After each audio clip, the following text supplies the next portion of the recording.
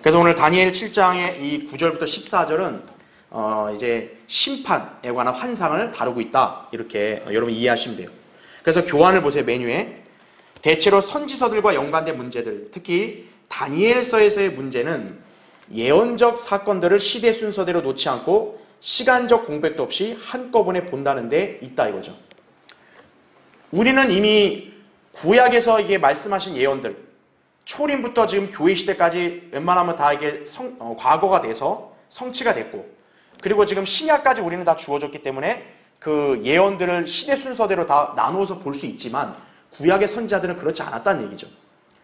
특히 이제 다니엘서에는 이 예언적 구조를 보면 우리가 이해하기 편하도록 시대 순서대로 나오지 않는다는 얘기예요. 어쩔 때는 뒤바뀌어 나오기도 하고 어쩔 때는 겹쳐서 나오기도 한다는 얘기죠. 지금 우리가 살펴보고 있는 이 환상에 관한, 이 심판에 관한 환상의 말씀이 바로 그렇다라는 것이에요. 그래서 여러분이 어떻게 이해하시면 되냐면, 우리가 흔히 지금 경륜적인 시대 순서를 보면, 자, 이렇게 볼 때, 자, 여기를 만약에 우리가 교회 시대라고 볼게요. 교회 시대고, 그 다음에 이제 우리가 잘 아는 대환란이죠. 그 다음에가 재림, 그리고 천년, 왕국, 그쵸? 그 다음에가 이제 우리가 아는 영원인데, 그렇죠? 이게 보통 우리가 알고 있는 기본적인 세대주의적인 어떤 그런 경륜이잖아요, 그렇죠? 자, 주님께서 심판을 하실 때, 그러면 언제 심판을 하시냐? 이제 심판들이 여러 가지가 있지만, 지금 다니엘서도 뭐냐면 왕국의 어떤 관한 예언이잖아요. 그래서 제가 아까 얘기할 때 9절부터 해서 12절까지 심판을 다루다가 13절에서는 왕국이 나온다는 얘기죠. 우리가 성경의 구도를 어떻게 이해해야 되냐면, 주님께서 이 땅에 왕국을 수립하시기 전에 반드시 뭘 선행하시냐? 심판을 먼저 선행하시는 거예요. 항상. 심판. 왜냐하면 하나님께서 통치하실 그 왕국에 들어갈 자격이 없는 자들이 들어가면 안 되잖아요. 그렇죠. 그 들어갈 자격이 없는 자들과 들어갈 자격이 있는 구원받은 자들을 하나님께서는 구분을 하셔야 된단 말이에요. 그래서 항상 뭐냐면 왕국의 수립이 직전에 반드시 뭐가 먼저 선행이 돼요? 심판을 먼저 하시는 거예요. 예. 심판을 하시고 나서 이제 어떻게 되냐? 이제 왕국을 수립하실 때 이제 유대인 회복이 나오죠. 그렇죠? 그 다음에 구원받은 이방 민족들도 왕국에 유입이 돼야죠. 그렇죠? 그렇죠. 이 사람들을 데리고 이제 어떻게 돼요? 이제 왕국을 주님께서 수립하셔야 되는 거예요. 그리고 통치하신다는 얘기죠. 지금 다니엘의 구도를 여러분이 이해를 하시려면 9절부터 12절까지 심판에 관한 환상이 나왔어요. 그리고 13절에 14절에서는 주님께서 이제 왕국의 통치권을 얻어서 통치하신다가 나오는 거예요. 구도가. 그러니까 여러분이 그 구도를 알고 계시면 좀 이해가 편한 거예요. 그러면 이제 우리가 딱 기억해야 될 게 뭐냐면, 주님께서 왕국을 세우시고 통치하시는 거는 여기 중에 어디에 해당돼요? 여기랑. 그리고 더 알아야 될 건 영원에도 주님의 통치에서 안 하세요. 통치하시죠. 그러니까 주님이 왕국을 세워서 통치하신 건 천년왕국이고 또 영원 세계도 주님은 통치하신단 말이에요. 그렇죠. 그러면 심판은 언제쯤 있게 되겠어요? 천년왕국 전에. 바로 재림 때 심판이 있겠죠. 그렇죠.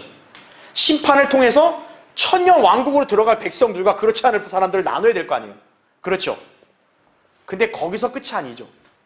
천년 왕국 끝나고 영원 시대에 가면 역시 영원 세계도 새로운 세대이기 때문에 여기에 주님의 통치를 받을 그런 구원받은 사람들과 구원받지 않은 사람들이 또 나뉘어야 되겠죠. 그렇죠. 그래서 천년왕국과 영원으로 넘어가기 전에도 심판이 한 번 더 있죠. 그게 무슨 심판이죠? 우리가 잘 아는 백보자 심판인 거죠. 그렇죠. 그래서 지금 여러분이 이 다니엘 7장 9절부터 12절의 환상을 볼 때 우리가 다니엘 지난주에 했을 때는 대환란에 대한 예언이었잖아요. 그렇죠. 우리가 첫째 짐승, 둘째, 셋째 짐승은 교회 시대였고 넷째 짐승이 대환란 때 왕국이었잖아요. 근데 8절까지 대환란 얘기했다가 갑자기 우리가 오늘부터 보는 9절에서는 심판으로 넘어가요. 그러면 이제 우리가 생각하는 게 뭐냐면 8절까지 대환란이었으니까 9절부터 심판이 나오네? 그럼 이 심판이구나. 이렇게 일반적으로 생각한단 말이에요. 근데 지금 다니엘 7장 9절의 심판은 결론부터 말하면 이 심판이 아니라 바로 뭐냐? 백보자 심판을 갖다가 하나님께서 다니엘에게 환상으로 보여주시는 거예요. 그러니까 우리가 여기서 잘 나눠서 봐야 될 게 뭐냐면 시대 순서는 대환란 다음에 재림 아니냐? 그럼 지금 다니엘이 환상을 봤을 때는 여기로 가야 되는 거 아니냐? 근데 그게 아니라 지금 어떻게 건너 뛰었다라는 거예요. 예. 그러면 우리가 봐야 될 게 백보자 심판에 관한 환상인데, 근데 희한한 게 뭐냐면 지금 다니엘이 환상을 보는데요, 적그리스도, 이 짐승의 멸망까지도 보고 있는 거예요. 11절에 보면. 근데 우리가 알다시피 자, 사탄은 불못에 들어갈 때가 이때죠. 백보자 심판 이후에. 하지만 적그리스도는 불못에 언제 들어갑니까? 아마겟돈 전쟁, 재림 때, 예수 그리스도 재림할 때 적그리스도가 진멸당해서 거짓 선지자랑 불못으로 들어가죠. 그렇죠. 그러니까 지금 우리가 11절 말씀 볼 때 그 짐승이 몸이 불탄다 그랬잖아요. 여러분, 사탄이 몸을 입고 온 건 적그리스도 아니에요. 적그리스도가 불탈 때는 언제인 거예요? 이때잖아요.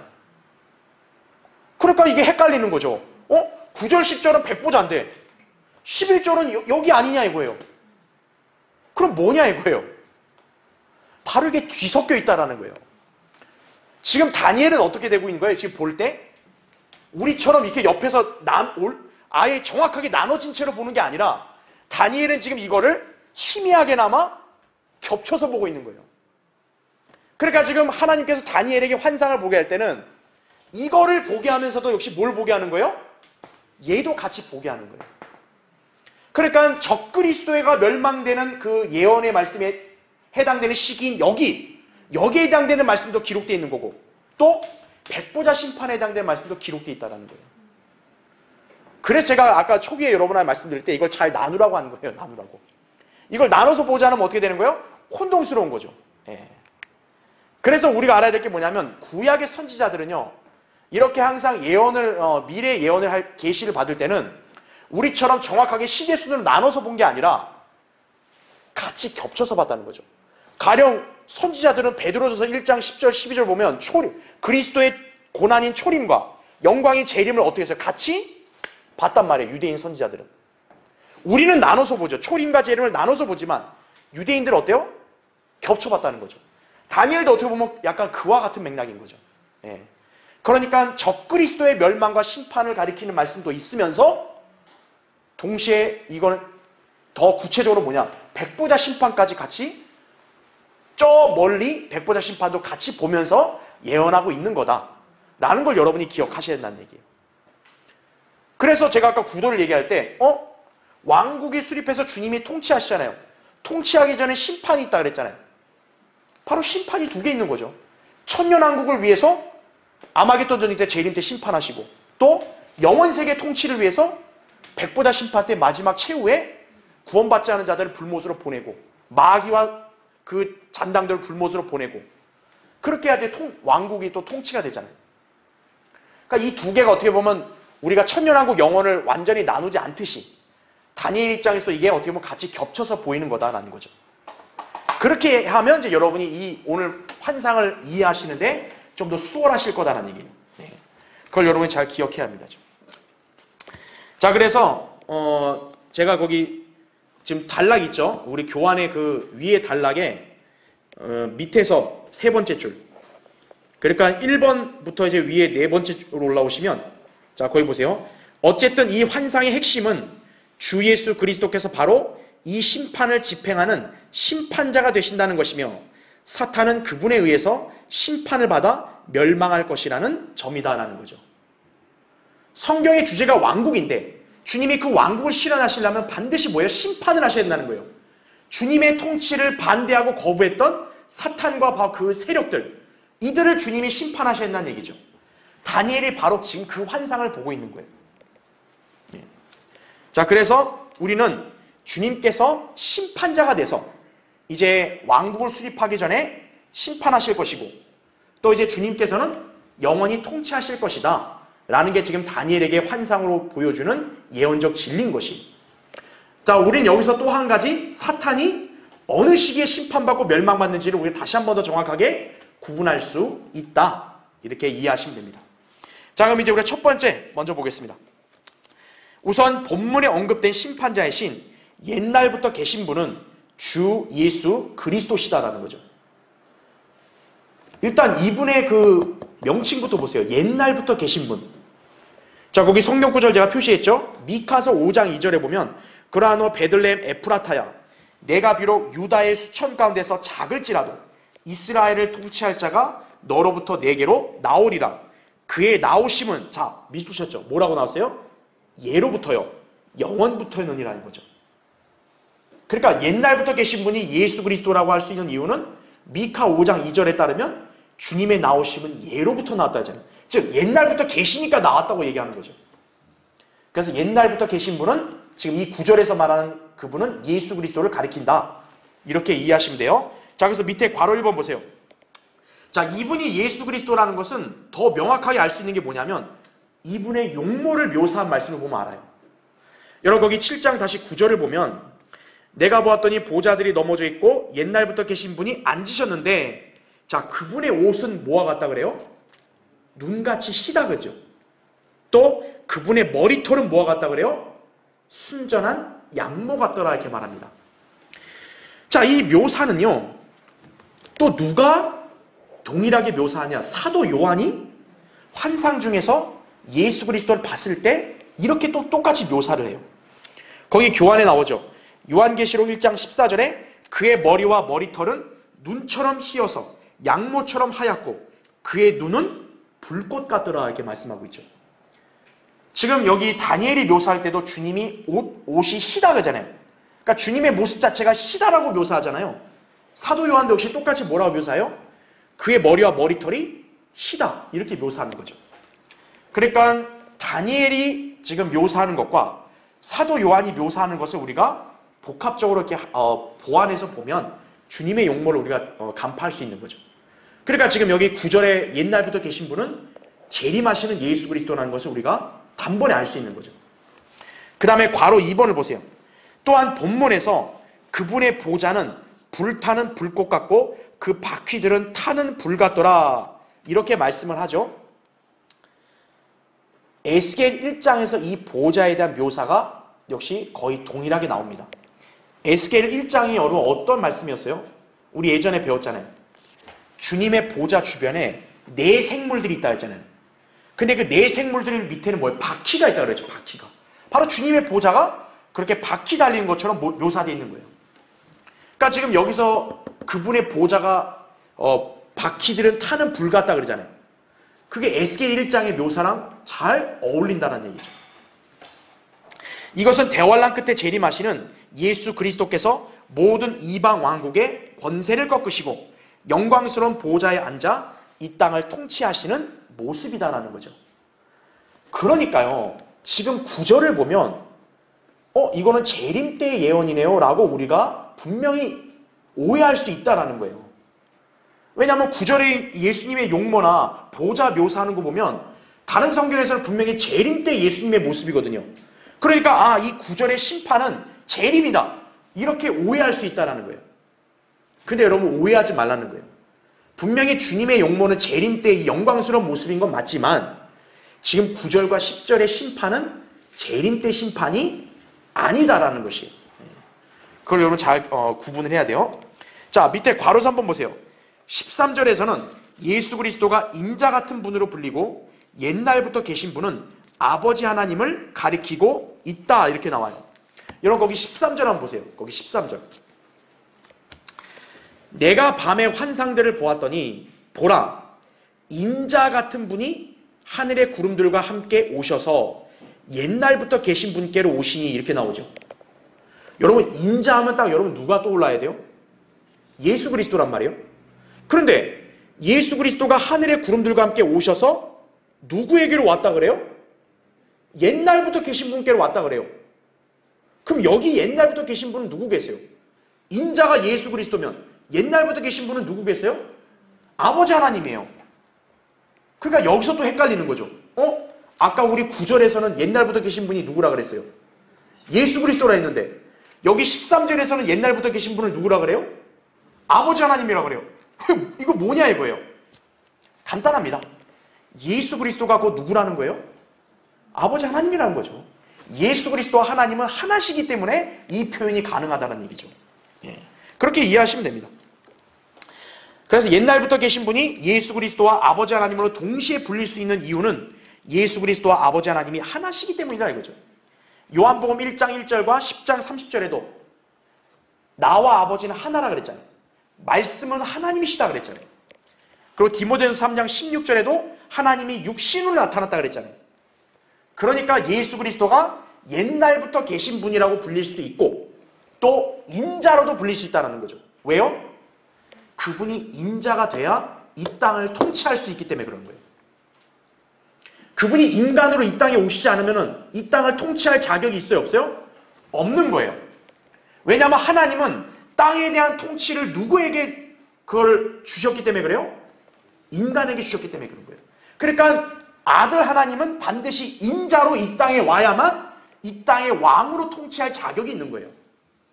그래서 지금 13절은 통치를 얘기하는 거기 때문에 예수 그리스도를 인자 같은 분이라고 딱 분리해서 지금 묘사하고 있는 것 뿐이에요. 예. 옛날부터 계신 분이 아버지 하나님이다 그죠? 즉 아버지 하나님은 아들 하나님께 통치권을 주는 거죠 지금. 이해되시죠? 무슨 말인지? 그러니까 예수 그리스도는 본디 영원부터는 하나님이신데 이제 때가 돼서 이 땅을 통치하려고 하니까 어떻게 된 거예요? 아들 하나님은 인자로 이 땅에 오신 거고 그리고 이제 아버지 하나님, 옛날부터 계신 분인 하나님은 그 아들에게 통치권을 주는 거예요. 이제 아들에게 땅을 통치하라고 주는 거다는 얘기죠. 그걸 기억하셔야 돼요. 아하, 그러니까 예수 그리스도가 심판하시고 나서 이제 아버지 하나님으로부터 통치권을 받는구나. 이렇게 이해하시면 되는 거죠. 그거를 설명하기 위해서 옛날부터 계신 분이 예수 그리스도지만 통치에 관해서는 인간이 되셔야 되니까 인자 같은 분이라고 분리한 거구나. 이렇게 이해하시면 되는 거예요.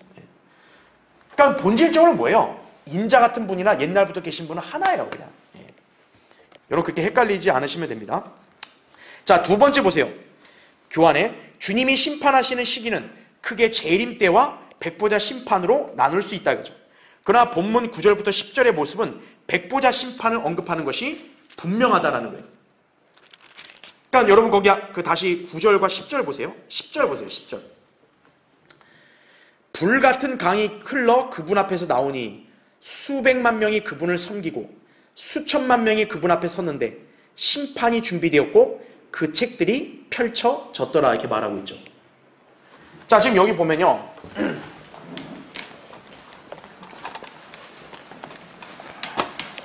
지금 다니엘이 심판에 관한 환상을 보는데 이 환상을 제가 아까 백보자 심판이라고 얘기했잖아요. 재림 때의 심판이 아니라고 한 이유가 뭐냐면 지금 우리가 10절을 읽으니까 뭐가 나오냐면 첫 번째가 책들이 나와요. 책들. 그러니까 지금 10절에서 묘사하는 심판은 예수 그리스도가 책들을 갖고 심판하는 거예요. 그렇죠? 그 다음에 두 번째는 이 심판의 특이점이 뭐냐면 두 부류의 사람들이 나와요. 첫 번째가 누구냐면 수천만 명이 일단 나와요. 그 다음에는 또 누가 나와요? 그 10절에? 수백만 명이 나와요. 이들이 누구냐 이거예요 대체. 여러분 거기 그 구절에 묘사된 걸 잘 보세요. 지금 수천만 명은 특징이 뭐예요? 그분 앞에 선 거예요. 그럼 그분 앞에 왜 섰어요? 이 수천만 명이 왜 선 거예요? 뭐 받으려고? 심판 받으려고. 즉 다시 말하면 이 수천만 명은 심판받을 사람들인 거예요.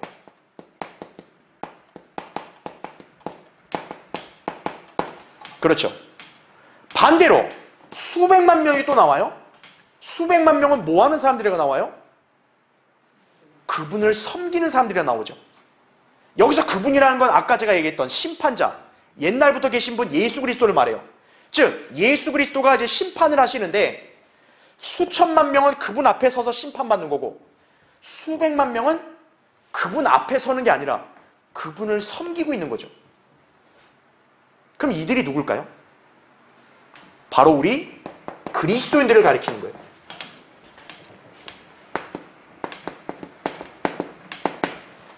왜 그러죠? 예수 그리스도의 피로 구원받은 우리 그리스도인들은 백보자 심판에 서요, 안 서요? 우리는 안 서죠. 예. 우리는 백보자 심판에서 심판받는 사람들이 아니죠. 예. 하지만 이들 구원받지 않은 자들은 어떤 거예요? 백보자 심판, 최후의 심판 때 심판받고 영원한 불못으로 들어간 자들이죠. 그게 바로 수천만 명에 해당되는 자들이고 수백만 명은 지금 예수님을 섬기고 있죠. 왜 섬긴단 말 썼을까요? 우리 그리스도인들은 백보자 심판에 안 서잖아요. 대신 우리는 무슨 역할을 하죠? 주님과 함께 심판하는 거죠. 그럼 우리 그리스도인들은 백보자 심판에서 누굴 심판한다고 우리가 배웠어요? 타락한 천사들을 심판한다 그랬죠. 고린도전서 6장 2절 3절에 보면은 바울이 얘기했잖아요. 우리가 천사들을 심판하는 걸 모르냐 그랬잖아요. 우리가 왜 천사들을 심판하죠? 왜 그래요? 우리 그리스도인들이 하나님의 뭡니까? 우리가 하나님의 아들들이에요. 우리가 하나님의 아들들이에요. 그런데 우리가 처음부터 하나님의 아들들이 아니라 구약에서 하나님의 아들들은 누구였어요? 타락한 천사들이었죠. 원래 이 천사들이 하나님의 아들들이었는데 이들이 지위를 버리고 이 땅에 내려와서 여자들에게 들어가고 타락해버렸잖아요. 그래서 이들은 어땠어요? 영원한 심판을 받을 자들로 딱 이게 확정된 거죠. 자, 이들이 하나님의 아들들의 지위를 잃어버린 거예요. 이때 자기들이 버리고 인간에게 들어갔기 때문에. 그래서 이들의 지위가 누구에게 넘어온 거예요? 우리 그리스도인들에게 넘어온 거예요. 그래서 우리가 이제 하나님의 아들들이 되는 거예요. 그래서 우리 하나님의 아들들이 어떻게 하는 거예요? 이제 이 타락한 천사들을 심판하는 거예요. 백보자 심판 때. 그러니까 우리가 주님을 섬기는 거죠. 왜? 주님이 최종 심판자인데 타락한 천사들은 주님이 직접 심판하는 게 아니라 우리가 심판함으로써 그분의 심판을 도우니까. 그래서 수백만 명이 그분을 섬긴다. 심판자이신 예수님을 섬기는 자들은 그리스도인들이라는 얘기죠. 그리고 요한계시록 20장 12절에 보면 백보자 심판은 주님이 책들이 펼쳐져서 그 책들로 심판한다고 말씀하고 있죠. 그렇죠. 그래서 지금 다니엘 7장 10절에 다니엘이 환상으로 본 심판은 바로 어느 심판을 가리킨다는 거예요? 바로 백보자 심판을 가리킨다는 거예요. 그러니까 우리가 이걸 헷갈리면 안 되는 거예요. 시대 순서로는 지금 다니엘이 환상을 대환란을 봤으니까 이때 봐야 되는 거 아니냐? 그게 아니라 지금 다니엘은 건너뛰어서 저 멀리 백보자 심판을 보고 이 환상을 지금 묘사한 거예요. 이게 바로 요한계시록 20장의 백보자 심판을 가리키는 거다. 그 증거가 바로 책들과 수천만 명, 수백만 명 이 두 부류에 나눠지는 사람들 때문에 그렇다라는 거죠. 그래서 우리가 알아야 될 게 뭐냐면 만약에 이게 재림 때 심판이면 이게 안 맞아버리는 거예요. 여러분 예수님이 재림했을 때 아마겟돈 전쟁으로 일단 진멸시키죠. 여러분 아마겟돈 전쟁할 때 예수님이 책 펴고 전쟁해요? 아니죠. 그리고 예수님이 지상에 재림하면 무슨 심판하신다고 우리가 배웠어요? 민족들의 심판. 마태복음 25장에 양과 염소로 나뉘잖아요. 양과 염소 나누는 기준이 뭐였어요? 예수님의 형제인 유대인들에게 잘해줬냐 안 해줬냐에 따라서 잘해줬으면 양, 안 해줬으면 염소로 나뉘잖아요. 그 민족들의 심판에 책들이란 게 있어 없어요? 없어요. 기준이 뭐예요? 유대인 잘해줬냐 안 해줬냐 그 기준이란 말이에요. 그러니까 지금 다니엘 7장 10절의 심판은 이게 될 수가 없다라는 거예요. 그래서 그러니까 여러분이 이 시대 순서대로가 아니라 건너뛰었다라는 점, 이 부분을 잘 기억하셔야 한다는 얘기예요. 그래서 우리가 다시 한 번 더 알아야 될 게 뭐냐면 지금 여기 9절에 옛날부터 계신 분이 예수 그리스도잖아요. 그리고 이게 지금 백보자 심판을 가리킨다 그랬잖아요. 따라서 백보자 심판에서 심판자는 바로 누구라는 거예요? 예수 그리스도라는 거예요. 그분이 곧 여호와 하나님이시기 때문에 예수 그리스도가 백보자 심판에서도 심판자가 되시는 거예요. 이 사실에 여호와의 증인들은 견딜 수 없겠죠. 받아들일 수 없겠죠. 에이, 예수님은 피조된 신인데 어떻게 여호와 하나님을 배제하냐? 아니에요. 여기 다니엘에 나온 대로 백보자 심판의 심판자는 누가 하시는 거예요? 예수 그리스도가 하시는 거예요. 그분이 여호와 하나님이시기 때문에. 그걸 잘 기억해야 합니다. 자, 그래서 여러분 다음 페이지 넘겨보세요. 그래서 제가 여러분 그 다음 페이지의 위에 부분은 다 설명했어요. 자, 그럼 이제 중간에 세 번째 보세요. 자, 이제 여기서 우리가 좀 약간 혼동스러운 게 이제 나오는 거예요. 거기 세 번째 보면요. 그런데 지금 다니엘은 이 환상에서 재림 때 있을 적그리스도의 멸망과 민족들의 심판도 함께 보고 있음을 짐작케 하는 말씀이 11절에 나온다는 거예요. 자, 여러분 이제 다니엘 다시 이제 보세요. 7장. 다니엘 거기 7장에 10절을 보면요. 심판이 준비되었고 그 책들이 펼쳐졌더라 이렇게 말씀하죠. 그 다음에 11절을 보세요. 그 뿔이 말한 큰 말의 음성 때문에 그때 내가 보았더니 이렇게 나오죠. 여러분 갑자기 뭐가 튀어나왔어요? 그 뿔이 튀어나왔어요. 이 그 뿔이 누굴까요? 우리가 지난주에 배웠던 넷째 짐승의 그 머리에 나왔던 10개 불 뒤에 작은 뿔, 적그리스도를 가리키는 거란 말이에요. 이게 문맥상으로 보면. 그래서 지금 그 뿔이 말한 큰 말의 음성이란 말이 나오죠. 잘 표시해 놓으세요. 큰 말의 음성. 자, 그 때문에 내가 보았더니 그 짐승이 자 뭐를 당했다 그래요? 죽임을 당하고 그의 몸이 파멸되며 타는 불꽃에 던져지는 것을 내가 보았노라 이거죠. 자, 이 말씀을 보면 우리가 또 시대 순서가 좀 안 맞게 느껴지기 때문에 혼란스러울 수 있어요. 그러니까 여러분 이걸 잘 구분해서 봐야 돼요. 일단 교환을 보세요. 그 밑에 괄호 1번. 여기서 그 뿔은 문맥상 적그리스도를 가리킨다라는 거예요. 그러면 그 뿔이 말한 큰 말의 음성이란 말이 나오잖아요. 아까 이 뿔 적그리스도가 큰 말의 음성을 말했다 그랬잖아요. 그럼 그건 뭘까요? 여기 성경이 해석해 주고 있어요. 25절 보세요. 거기 25절. 7장 25절. 그가 지극히 높으신 분을 대항하여 뭘 한다 그래요? 큰 말을 하며. 아하. 그러니까 11절에 그 뿔이 말한 큰 말의 음성은 뭐예요? 지극히 높으신 분, 하나님을 대적하는 큰 말을 하는 적그리스도를 가리키는 거겠죠. 그렇죠. 자, 그렇다면 우리 11절에 다니엘이 지금 그 뿔이 말한 큰 말의 음성 때문에 그때 내가 보았더니라고 했을 때 여기 그때는 그러면 언제를 가리키겠어요? 당연히 적그리스도가 활동하는 언제? 대환란을 가리키는 거죠. 이때는 적그리스도가 대환란 때 이제 하나님을 대적하는 큰 말을 한다고 아까 봤잖아요. 그러니까 지금 다니엘이 이 환상을 볼 때 이 그때는 대환란이 되는 거예요. 자, 그러니까 지금 정신이 없죠. 지금 8절에 대환란을 봤다가 9절 10절은 백보자 심판으로 건너뛰었다가 다시 11절은 어디로 나온 거예요? 또 대환란으로 온 거예요. 다시. 그러니까 여러분 이 왔다 갔다 하기 때문에 제가 혼동하지 말라고 말씀드리는 거예요. 자, 그때 내가 보았더니는 대환란 때가 되겠죠.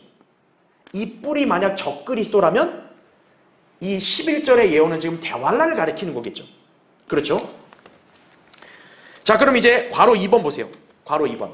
위 9절에서 그 짐승이 적그리스도라면 그의 몸이 파멸되며 타는 불꽃에 던져지는 것은 그가 불못에 던져지는 걸 말하는 거겠죠. 자, 그러면 적그리스도가 불못에 던져진 건 어느 때 일어날 일이겠어요? 주님이 재림하셔서 아마겟돈 전쟁을 치를 때 일어날 일이겠죠. 이걸 요한계시록 찾아보세요. 요한계시록 19장.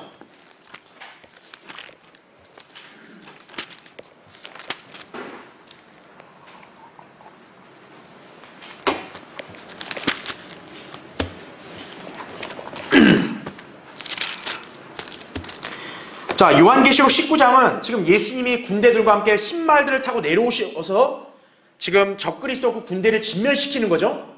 거기 20절 보세요. 그러나 그 짐승이 잡히고 짐승 앞에서 기적들을 행하던 거짓 선지자도 그와 함께 잡혔으니 그는 짐승과 더불어 그 짐승의 표를 받은 자들과 그의 형상에 경배한 자들을 속이던 자라. 이 둘이 유황으로 불타오르는 불못에 산채로 던져지더라 이렇게 말하고 있죠. 즉 적그리스도와 거짓 선지자는 불못의 산채로 던져질 때가 재림 때란 말이에요. 아마겟돈 전쟁이란 말이에요. 그렇죠. 그러니까 지금 다니엘이 지금 환상을 본 11절의 말씀은 아마겟돈 전쟁을 또 가리키는 거예요. 그렇죠. 그러니까 지금 왔다 갔다 하고 있죠. 백보자를 얘기했다가 11절에 아마겟돈으로 다시 돌아온 거예요. 그렇죠. 네.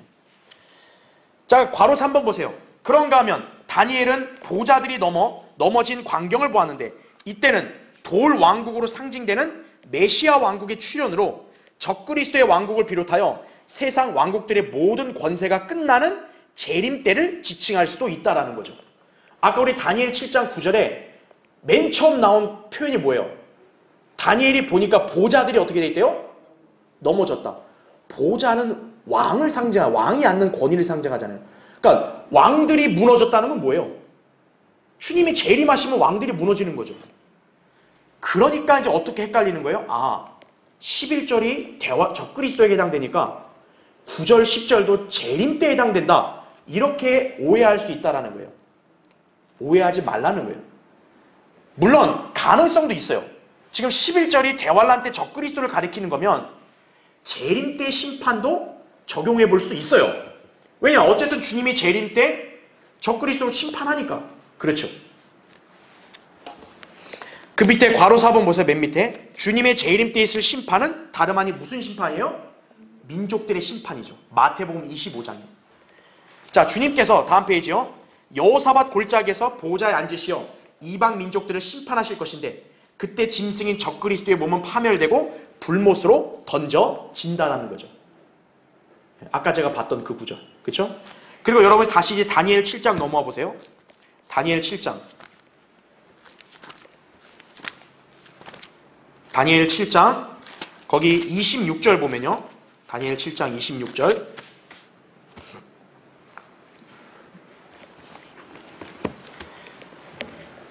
지금 이 앞에 문맥은 뭐냐면 그 작은 뿔, 적그리스도에 대한 예언이거든요. 그러면서 거기 26절 보세요. 그러나 그 심판이 시작되리니, 그럼 이 심판은 누구에게 해당되는 거죠? 당연히 적그리스도에게 해당되는 거겠죠.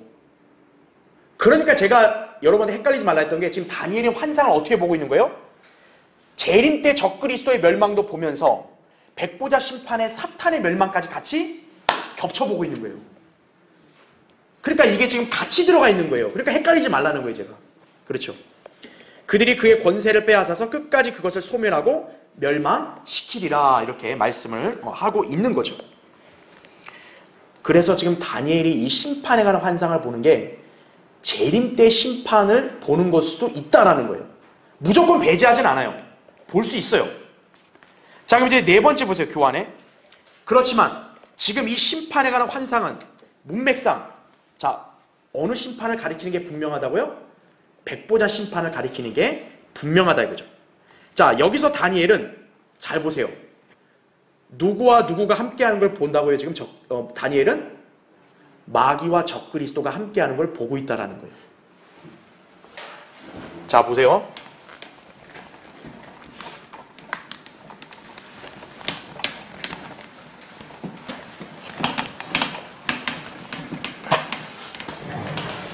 자, 지금 다니엘이 이 심판에 관한 환상을 봤어요.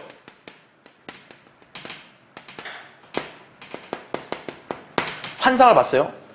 심판자가 예수 그리스도란 말이에요. 예수 그리스도가 심판을 하는, 사탄을 멸망시키고 심판하는 건데, 그럼 이 심판이 두 가지가 나오는 거예요. 지금 언제냐? 첫 번째는 재림이죠. 그렇죠? 두 번째는 뭐예요? 백보자 심판이에요.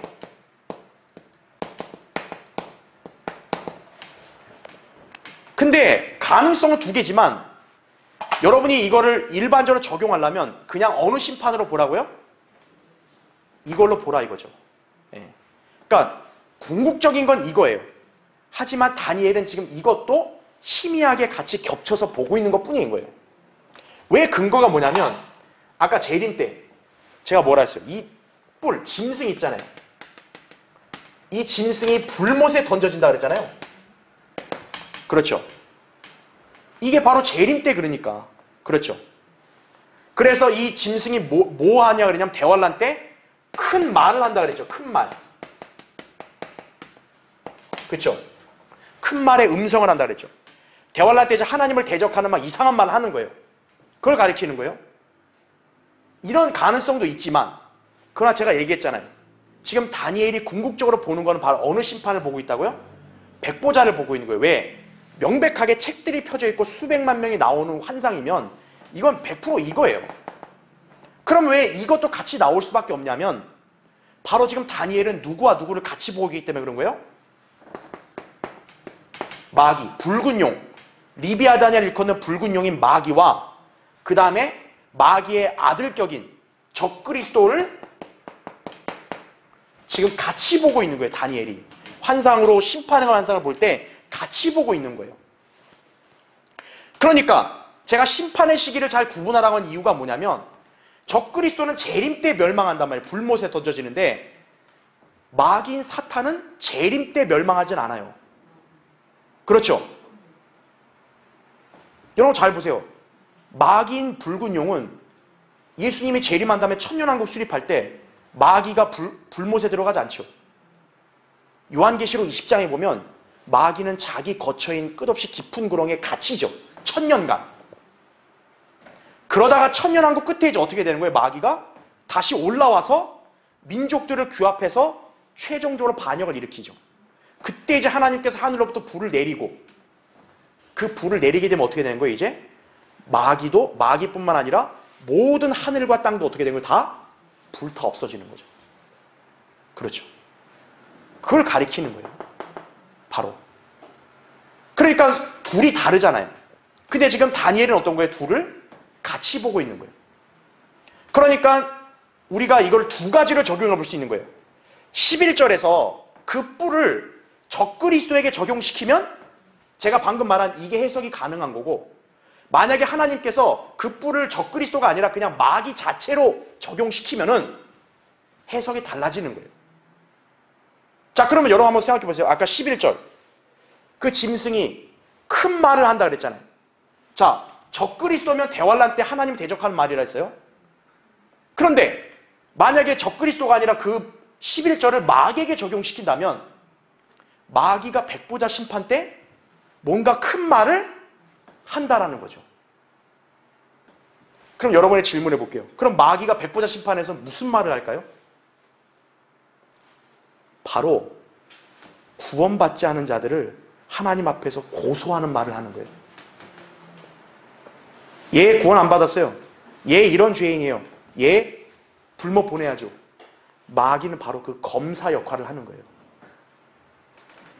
마귀가 뭐라 그랬어요? 이름이 고소자라 그랬어요. 고소자. 우리 형제들을 밤낮 고소한 고소자인데, 그 자가 성도들만 고소하는 게 아니에요.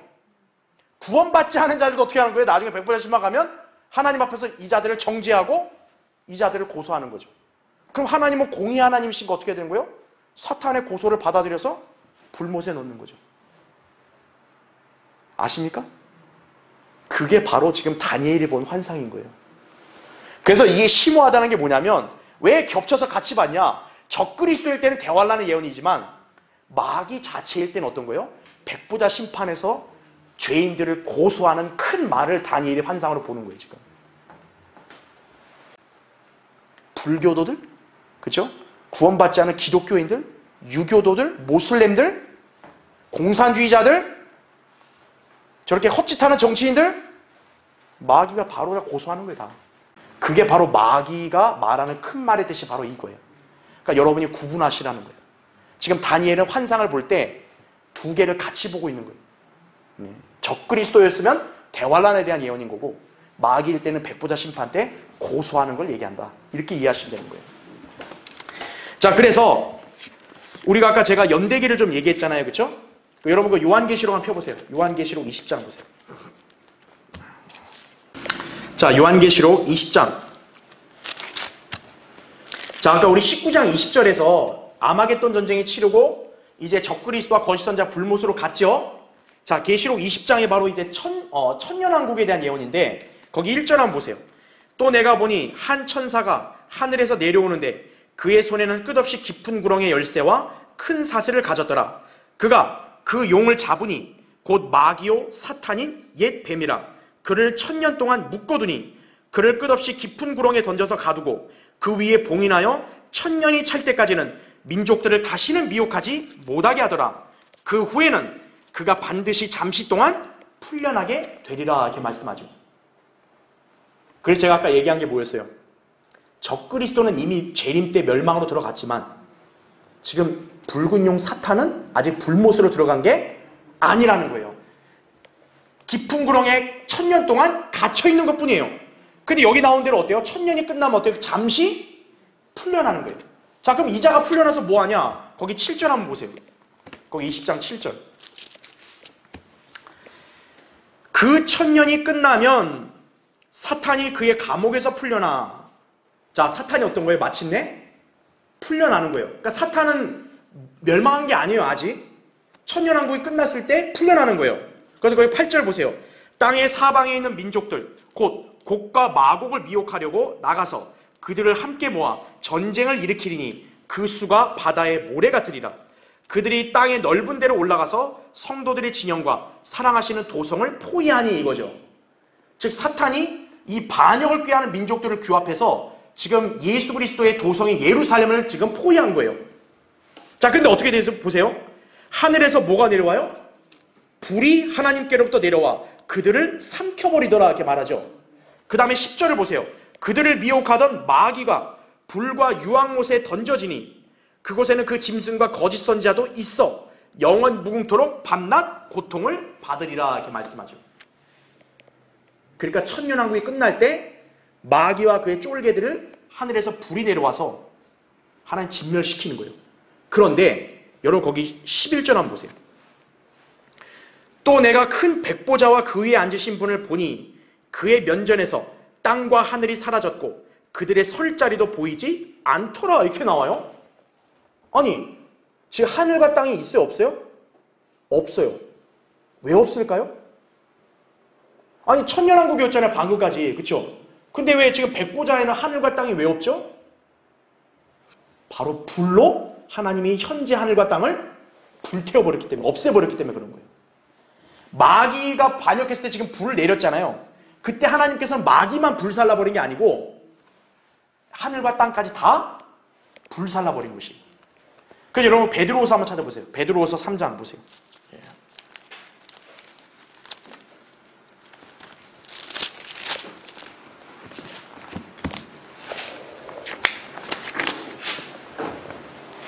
자, 베드로후서 거기 3장 10절 한번 보세요. 그러나 주의 날이 밤에 도둑같이 오리니 그 날에는 하늘들이 굉장한 소리를 내며 사라지고 우주의 구속 요소들이 맹렬한 불로 녹아내리며 땅과 그 안에 있는 일들이 어떻게 된대요? 타버릴 것이라. 바로 이게 뭐예요? 주의 날이라 얘기하죠. 재림 때와 같이 뭐라고 얘기해요? 주의 날이라고 얘기해요. 근데 거기 12절 보세요. 하나님의 날이 오기를 고대하고 열망하라. 그때는 하늘들이 불에 타서 녹아버리고 우주의 구속 요소들도 맹렬한 불에 녹아내릴 것이나 우리는 그의 약속대로 의가 거하는 새 하늘들과 새 땅을 기다리도다 이렇게 말씀하고 있죠. 그러니까 지금 아까 우리 요한계시록에 백보자 심판 때는 땅과 하늘이 없다 그랬잖아요. 왜 없는 거예요? 바로 여기서 지금 하나님께서 불로 현재 하늘과 땅을 다 불태워 없애버리셨기 때문에 없는 거예요. 자, 그러면 마귀가 불못으로 들어가는 건 언제냐? 아까 우리 요한계시록 20장 10절 읽었잖아요. 그거는 언제냐면 지금 그것도 순서를 잘 정해야 돼요. 백보자 심판 전에 마귀가 불못에 가는 게 아니라 마귀는 백보자 심판 끝난 다음에 이제 불못으로 들어가는 거예요. 이해되시죠? 무슨 말인지? 그럼 마귀가 백보자 심판에서 뭐 한다 그랬어요? 아까 제가 바로 그 죄인들을 고소하는 역할을 하는 거예요. 그게 바로 다니엘이 본 환상, 그 짐승이 큰 말을 한다고 말한 게 바로 거기에 해당되는 거예요.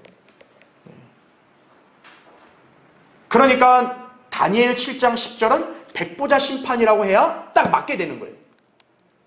그러면 아까 우리 11절에서 그 뿔이 큰 말을 했다고 했을 때 적그리스도도 해당되지만 마귀인 사탄 그 자체도 해당될 수 있는 거예요.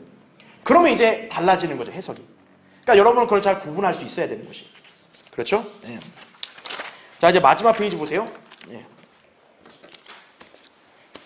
그래서 아까 여러분 그 다니엘 7장 10절을 보면요.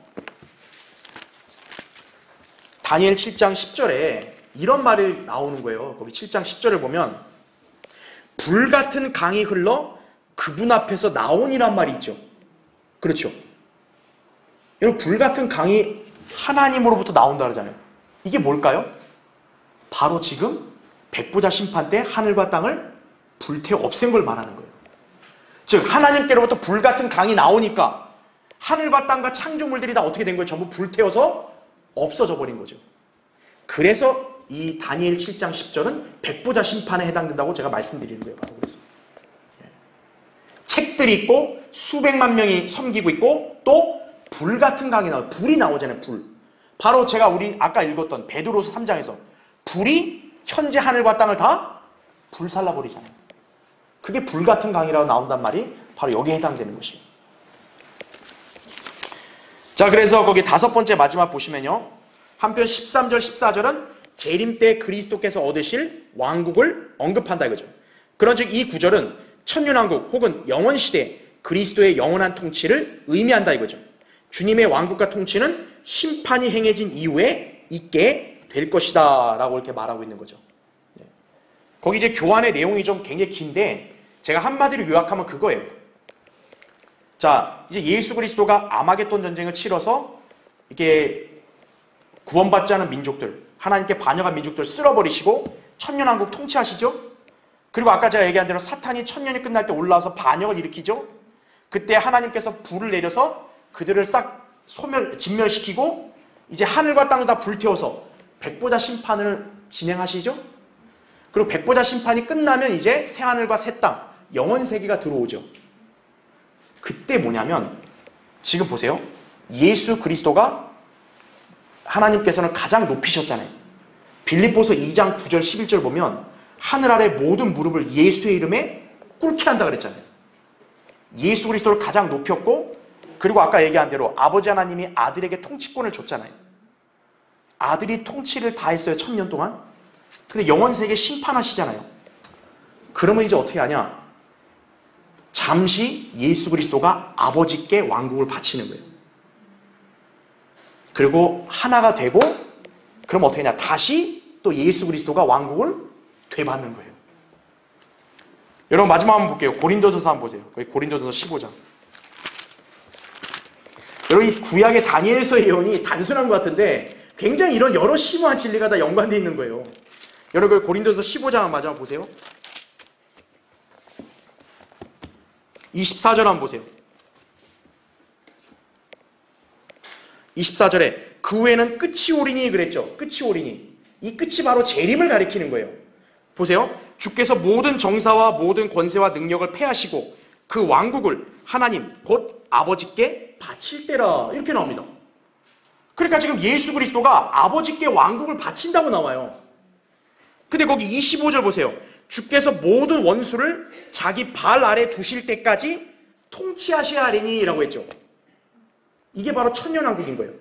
즉 예수 그리스도가 아버지께 왕국을 바치는데 당장 바치는 게 아니라 여기 나온 대로 모든 원수를 자기 발 아래 두실 때까지 통치한다. 천년왕국 통치하고 그 다음에 거기 26절 보세요. 멸망받게 될 마지막 원수는 뭐라 그래요? 사망이라 그러죠. 여러분 요한계시록 20장 14절에 보면 사망과 지옥도 불못에 들어간다고 말해요. 바로 백보자 심판을 가리키는 거죠. 즉 예수 그리스도가 백보자 심판이 끝나고 나면 어떻게 되는 거예요? 아버지 하나님께 왕국을 바치는 거예요. 무슨 말인지 이해되시죠? 예. 그러니까 천년왕국 때는 통치를 해야 돼요. 왜? 아직 마지막 원수인 사망이 이렇게 멸망을 하지 않았기 때문에. 근데 이제 백보자 심판 때 사망까지 불못으로 들어가면 이제 더 이상 아무것도 없죠. 예수 그리스도가 아버지께 왕국을 바치는 거예요. 그게 바로 여기서 말씀하는 거예요. 그런데 거기서 28절에 그러잖아요. 만물이 그분께 복종할 때 그때 아들 자신도 만물을 자기에게 복종케 하신 그분께 복종하리니 이거죠. 이는 하나님께서 만물 안에서 모든 것이 되시려 하심이라 얘기하죠. 그러니까 삼일체 하나님이 하나니까 하나가 되게 하긴 그런 차원에서 왕국을 바치시는 거예요. 하지만 아버지 하나님은 그 왕국을 받자마자 다시 이제 어떻게 하는 거예요? 아들께 주는 거죠. 왜냐하면 아까 우리 다니엘 7장에 보면 그분께 통치권이 영원히 있다 그랬잖아요. 그러니까 아버지가 영원히 다시 가지면 안 되죠. 아들이 영원해야 되니까 어때요? 잠시 받다가 다시 주는 거죠. 그래서 아들이 가장 온 우주에서 가장 높이 영광 받으시고 통치하시는 것이죠. 바로 이게 지금 다니엘에게 보여준 환상인 것이에요. 여러분 이 심오한 진리를 잘 믿어야 돼요. 그대로.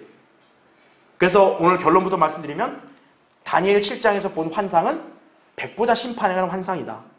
그리고 여기서 가르쳐주는 건 뭐냐? 주님이 먼저 심판을 하시고 그리고 마침내 왕국을 받아서 영원히 통치하시는구나. 이걸 여러분이 기억하시면 된다는 얘기죠. 그렇죠? 자, 좀 어려웠지만 그래도 중요한 내용이니까 여러분 이거 다시 한번 잘 공부하시길 바라고요. 다음 시간에 계속 하겠습니다.